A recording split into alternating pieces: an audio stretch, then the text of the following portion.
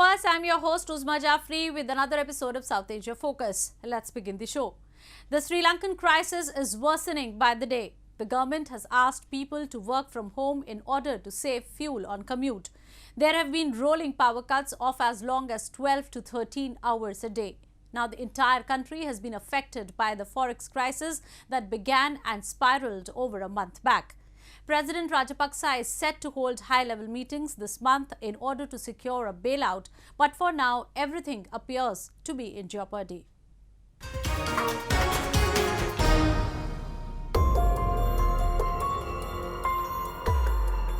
Sri Lankans are facing drawn-out power cuts as a deepening economic crisis has roiled markets, and the electricity regulator has urged more than 1 million government employees to work from home to save fuel.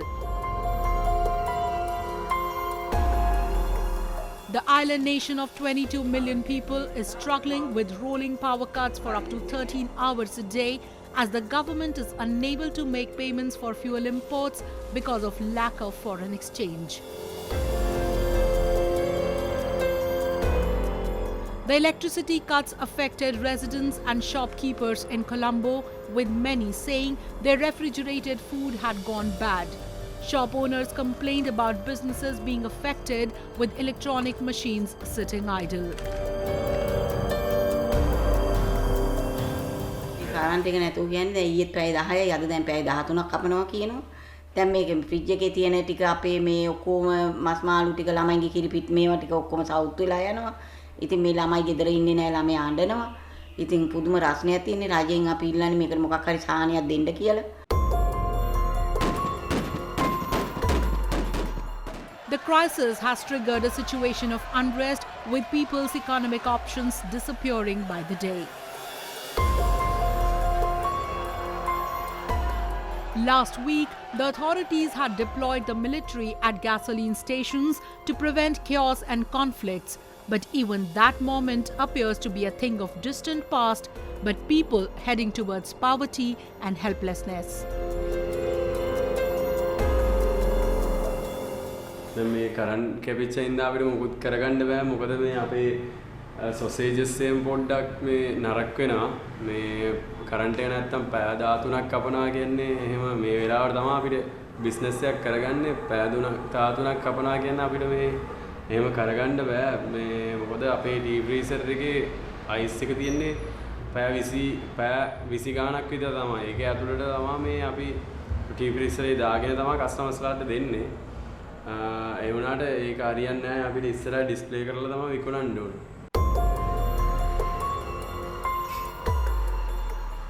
The island nation is struggling to pay for essential imports of food and fuel after a 70% drop in foreign exchange reserves since January 2020 led to a currency devaluation and efforts to seek help from global lenders. The country is also turning off its street lights to save electricity as its worst economic crisis in decades brought more gloom to its main stock market, triggering a halt in trade as prices slid. මේක නම් ඇත්තටම වෙනම කරුණ මේකක් වගේ තමයි මොකද මේ ව්‍යාපාරයක් කරේ මේ කරගන්න විදියක් ඇත්තෙම නැහැනේ මොකද ස්කේල් එක වැඩ ගන්න නැහැ. බඩුවක් කිරා ගන්න විදියක් නැහැ. එතකොට බීම මේ වන යෝගට් විකුණන විදියක් නැහැ, අයිස්ක්‍රීම් විකුණන විදියක් නැහැ. මේ මස් ජාති විකුණන විදියක් නැහැ. හරි අමාරු කාලයි ඉතින්. මොකද මේකත් වගේම එළියට ගිහලා ජීවත් වෙනවා. හරි වෙන බඩු මිලත් වැඩිනේ ගන්න.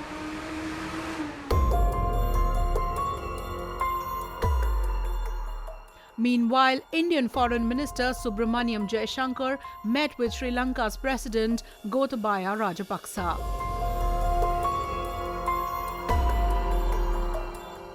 Different sources said that Sri Lanka has sought an additional credit line of $1 billion from India to import essentials.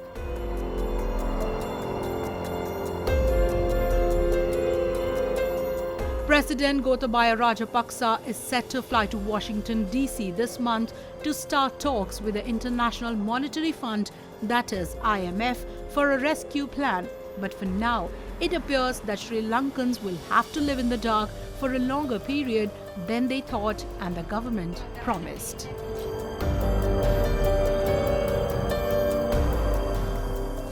Moving on.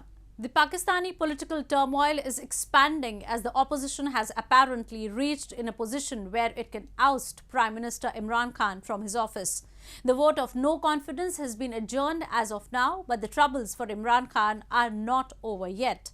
Moreover, with several legislators from Khan's own party, Pakistan Tehreek-e-Insaf, withdrawing their support from him ahead of the vote, his future appears to be hanging by a thread. The opposition had already started stepping up pressure on Khan to resign, but he has rejected calls to quit ahead of the vote to oust him.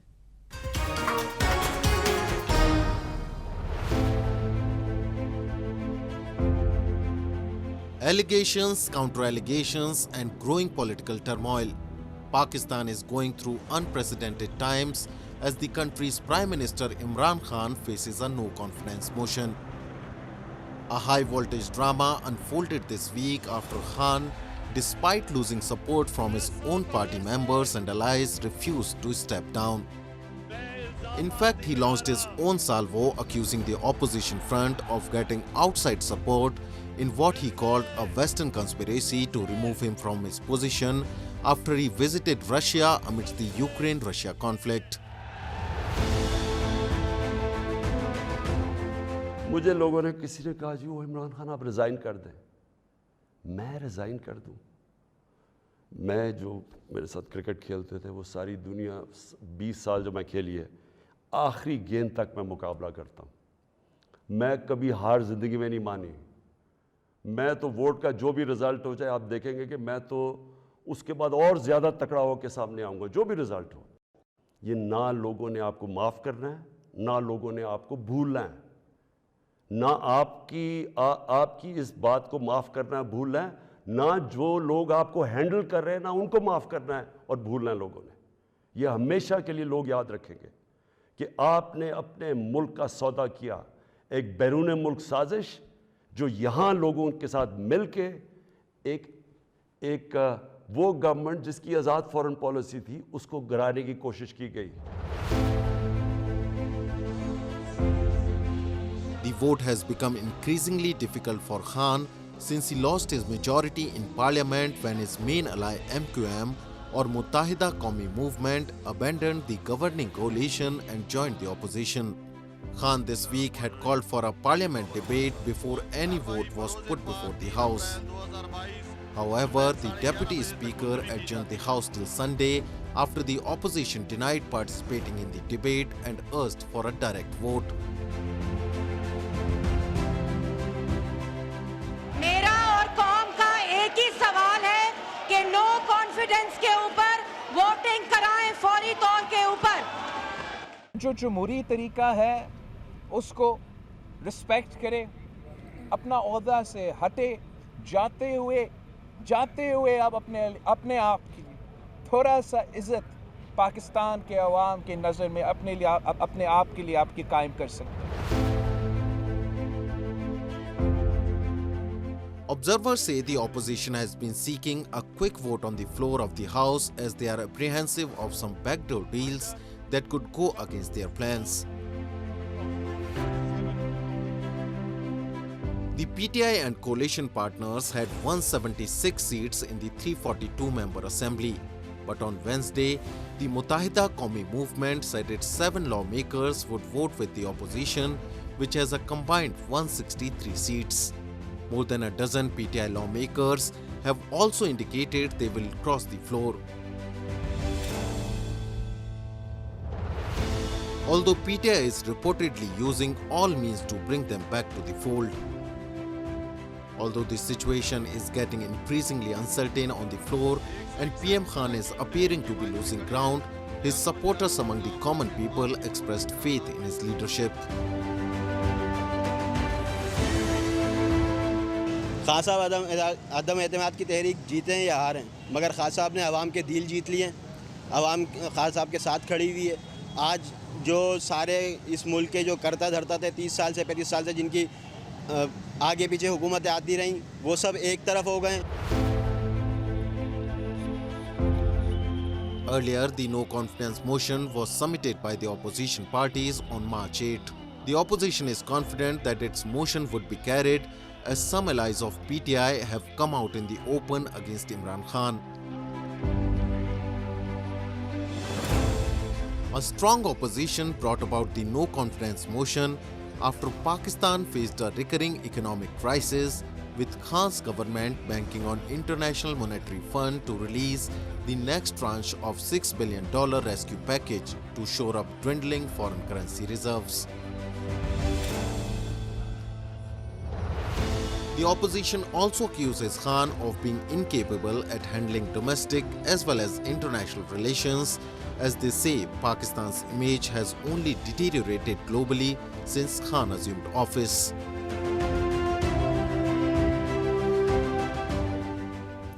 Moving on.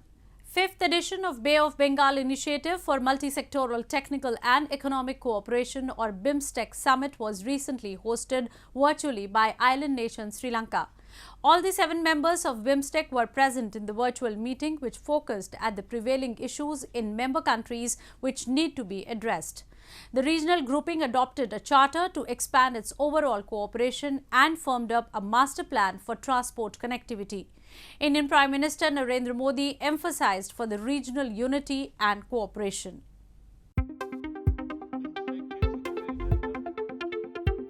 Fifth Summit of BIMSTEC, the Bay of Bengal Initiative for Multi-Sectoral Technical and Economic Cooperation, was held virtually this week. With the theme, Towards a Resilient Region, Prosperous Economies and Healthy People, Sri Lanka chaired this year's summit. All 7 members of the grouping discussed expanding cooperation amongst themselves and firmed up a master plan for transport connectivity. While addressing the summit, Indian Prime Minister Narendra Modi, chaired by Sri Lanka, said the region is facing challenges of health and economic security, due to which the need of the hour is unity and cooperation. PM Modi also said India would provide $1 million to the BIMSTEC Secretariat to increase its operational budget. Bharat सचिवालय के operational budget को बढ़ाने के लिए $1 million की वित्तीय सहायता देगा। एक्सेलेंसीज, हमारे आपसी व्यापार को बढ़ाने के लिए बिम्स्टेक एफटीए के प्रस्ताव पर शीघ्र प्रगति करना आवश्यक है। The grouping accounts for 22% of the global population and has a combined gross domestic product of $2.5 trillion.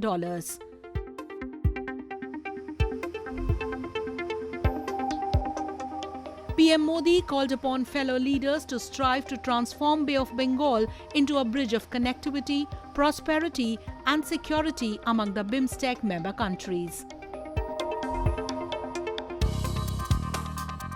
पिछले कुछ सप्ताहों के यूरोप के डेवलपमेंट्स ने अंतर्राष्ट्रीय व्यवस्था के स्थायित्व पर प्रश्न चिन्ह खड़ा हो गया है। इस संदर्भ में बिम्स्टेक क्षेत्रीय सहयोग को और सक्रिय बनाना महत्वपूर्ण हो गया है। हमारी क्षेत्रीय सुरक्षा को अधिक प्राथमिकता देना भी अनिवार्य हो गया है। एक्सेलेंसीज, आज हमारे बिम्स्टेक चार्टर को एडॉप्ट किया जा रहा है। एक संस्थागत आर्किटेक्चर की ओर हमारे प्रयासों के लिए एक महत्वपूर्ण कदम है।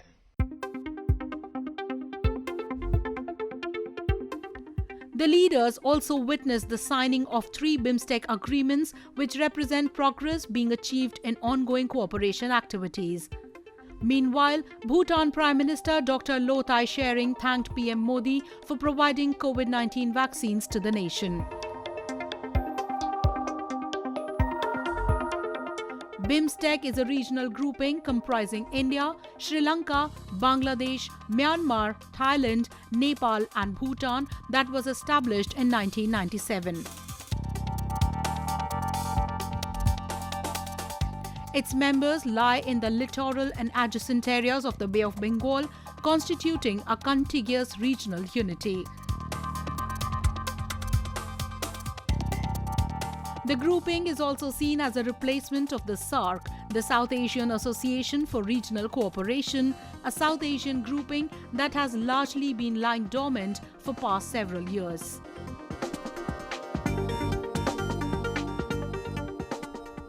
Time now for Asia This Week, the stories from across the continent.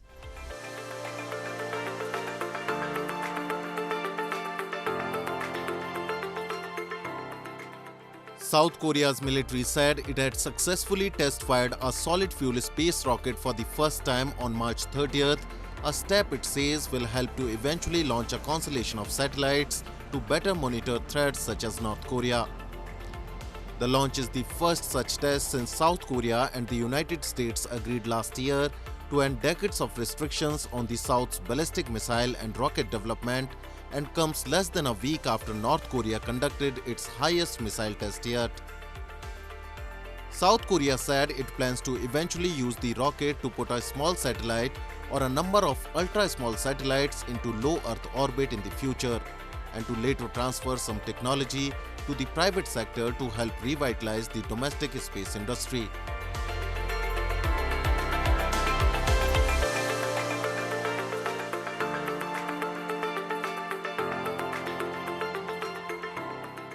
A combination of spiking gas prices globally and local government rebates have driven up consumer interest in Thailand for electric vehicles. Thousands of people flocked to the Bangkok International Motor Show in March, with crowds forming at booths by auto manufacturers featuring electric cars. This year's motor show was the first time that government EV subsidies for consumers were introduced, while Chinese car makers are also producing cheaper models, in particular to target the region. The government subsidy, combined with a reduction in value-added tax, could save customers up to $4,779 per unit. Domestic demand for EV is a crucial part of a larger government strategy to preserve its status as a major regional automaker. The government is targeting production of 725,000 electric vehicles a year, or 30% of output by 2030. Thailand is Asia's fourth largest auto assembly hub, and the industry contributes to about 10% of the economy and manufacturing jobs. The demand for EVs have been gaining momentum. Last year, the number of registered fully electric cars doubled to about 4,000.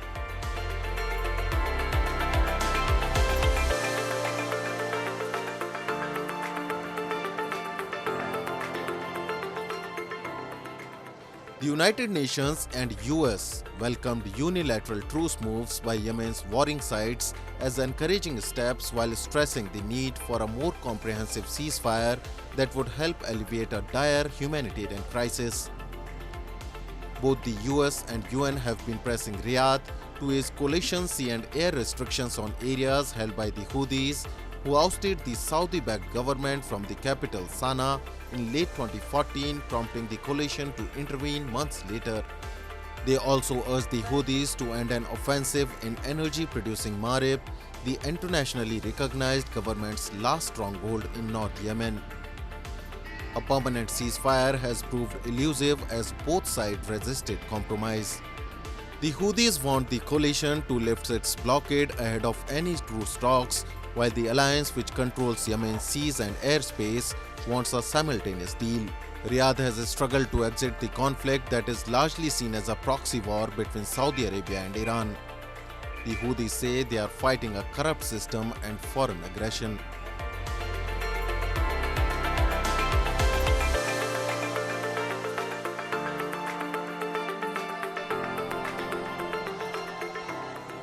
Thousands of Israeli mourners gathered this week for the burial of two Israelis who were killed in a Palestinian shooting attack near Tel Aviv.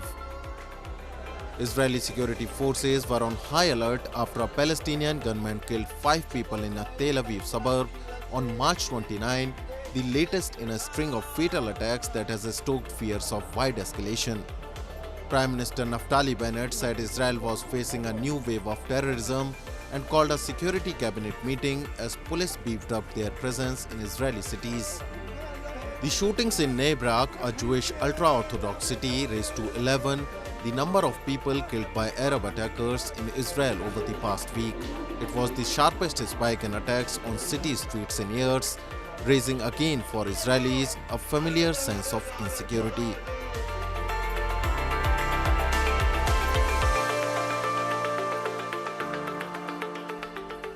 Moving on.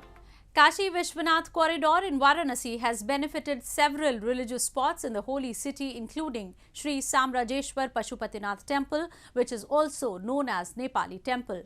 Hundreds of devotees visit the temple and offer prayers. Sri Samrajeshwar Pashupatinath temple has helped bring Indians and Nepalese come closer. The two countries share a unique relationship characterized by deep-rooted people-to-people contacts of kinship and culture. Let's take a look.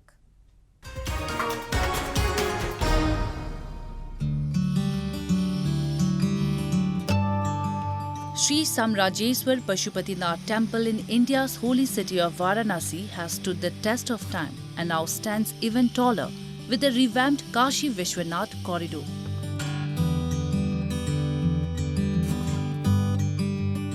Varanasi is said to be the oldest existing city and is one of the most important pilgrimages for Hindus.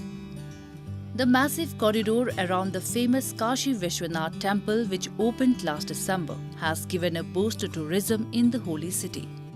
Since the inauguration of the first phase of the Kashi Vishwanath project, devotees have begun to come in large numbers, and one no longer has to crane one's neck to see the famous temples. The project has benefited several religious spots, including the famous Sri Samrajeshwar Pashupatinath Mahadev Mandir. It is also known as the Nepali Mandir and Mini Khajuraho. Nepali Pashupatinath मंदिर है और लोग जो नेपाल में पशुपतिनाथ मंदिर दर्शन करने जाते हैं तो यहाँ काशी ही नहीं पूरे हिंदुस्तान और नेपाल के लोग जब काशी आते हैं तो विश्वनाथ धाम दर्शन करते हैं तो यहाँ इसको नेपाली मंदिर के नाम से बोला जाता है काशी में। तो नेपाली पशुपतिनाथ मंदिर में अवश्य दर्शन करते हैं। अभी 3 बजे के बाद मंदिर खुलेगा तो यहाँ रेला लग जाएगा, लंबी लाइन यहाँ से लेकर के घाट तक लगती है। Dedicated to Hindu Lord Shiva, this temple has great religious importance. Constructed in the 19th century AD by the King of Nepal, the temple is a replica of the Pashupatinath temple in Kathmandu. People from the Himalayan nation hold great reverence for the temple and a large number of them visit the holy site every year. Nepali temple is a bond between two countries with similar cultures and religions. A major attraction among art enthusiasts, the temple stands with pride today.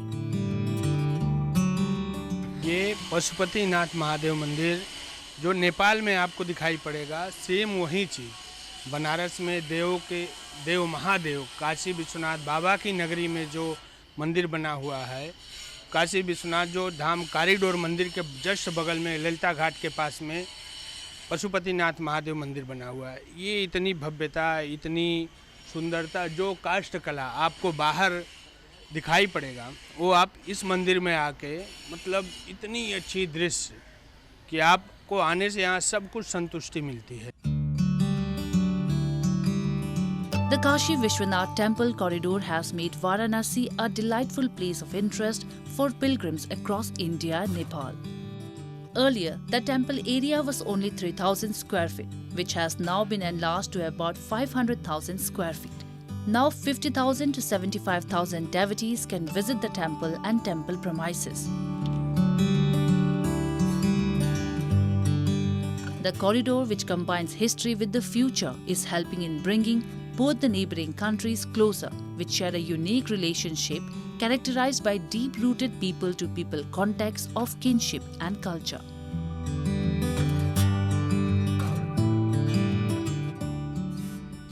Apart from infrastructural cooperation, the two sides have also been working on enhancing cooperation at cultural front. With that, we come to the end of this week's episode. See you next week. Goodbye and take care.